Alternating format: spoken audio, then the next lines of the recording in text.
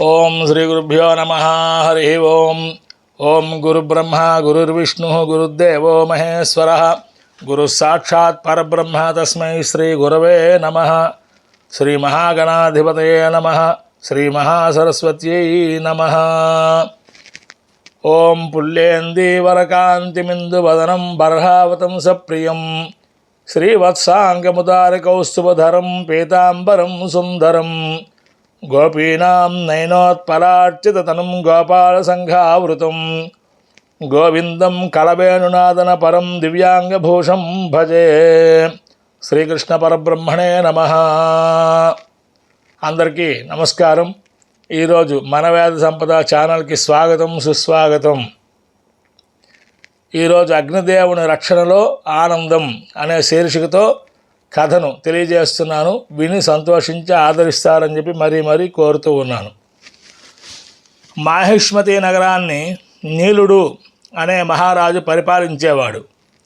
ఆయన అగ్నిని ప్రజ్వలింపజేసి ప్రాతరోపాసన, మాధ్యాహ్నిక ఉపాసన, సాయమోపాసన చేస్తూ దేవతలకు ఆహుతులు సమర్పించేవాడు. ఆ మహారాజు కుమార్తె సుదర్శన చాలా అందగత్తె. ఆమె అందాన్ని చూసి అగ్నిదేవుడు ప్రేమలో పడ్డాడు.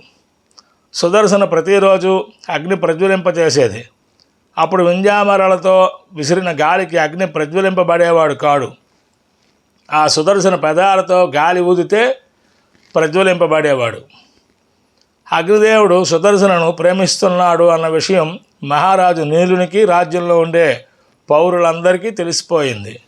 చివరకు ఒకరోజు అగ్నిదేవుడు బ్రాహ్మణ రూపంతో సుదర్శన వద్దకు వచ్చి తన కోరికను తెలియజేశాడు. సుదర్శన బ్రాహ్మణుని మహారాజు నీలుని వద్దకు తీసుకొచ్చే విషయం తెలియజేసింది. మహారాజు నీలుడు బ్రాహ్మణ రూపంలో ఉన్న అగ్నిదేవునితో ధర్మాధర్మాలు తెలియజేసి వివాహం పనికిరాదని శాసించాడు. అప్పుడు అగ్నిదేవుడు భగభగ మండుతూ కోపంతో తన నిజస్వరూపంతో నీలుడికి దర్శనం ఇచ్చాడు. అప్పుడు నీలుడు అగ్నిదేవుని సాష్టాంగ నమస్కారం చేశాడు. చేసేది లేక మంత్రి దండనాయకులతో సంప్రదించి పురోహితుని రప్పించి వివాహ ముహూర్తం నిర్ణయం చేసి అగ్నిదేవునికి కుమార్తెను సుదర్శనను ఇచ్చి వైభవంగా వివాహం చేశాడు. అగ్నిదేవుడు మహా సంతోషంతో తన కుమార్తెను ఇచ్చిన నీలునికి వరం కోరుకోమన్నాడు. అగ్నిదేవుడు మహారాజు తనకు తన సేనకు అభయం ఇవ్వమని కోరాడు.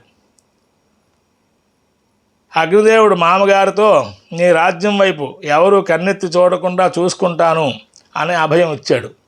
అది మొదలు ఎవరైనా రాజ్యం మీదకి దండెత్తి వచ్చినా వారిని అగ్నిదేవుడు జ్వాలలతో దహించేవాడు.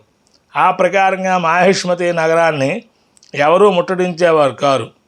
అగ్నిదేవుని రక్షణలో మాహిష్మతి నగర ప్రజలు ఆనందంగా ఉండేవారు. ధర్మరాజు యాగాలలో శ్రేష్టమైన రాజసూయ యాగాన్ని చేయడం కోసం సహదేవుడు దక్షిణ దిక్కులో జైత్రయాత్ర సాగిస్తూ మాహిష్మతి నగరాన్ని చేరాడు. సహదేవుని సేనలు మాహిష్మతి నగరాన్ని ముట్టడించాయి. అగ్నిదేవుడు ఎదిరించడంతో సేనలు భయపడి వెనక్కు తగ్గాయి. అయినా వదలకుండా అగ్నిదేవుడు సహదేవుని సేనలను భీకర జ్వాలలతో ముట్టగించాడు.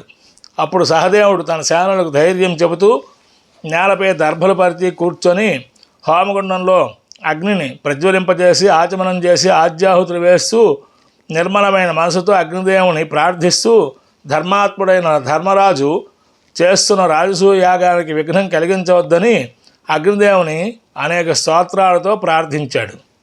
అగ్నిదేవుడు సహదేవుని దాటి సైన్యాలను చేరలేకపోయాడు. అగ్ని జ్వాలలు సహదేవుని సమీపానికి చేరి బ్రాహ్మణ రూపాన్ని ధరించి సహదేవునికి నమస్కరిస్తూ నీ అభిప్రాయాన్ని, మీ అన్న ధర్మరాజు గారి అభిప్రాయాన్ని తెలుసుకున్నాను.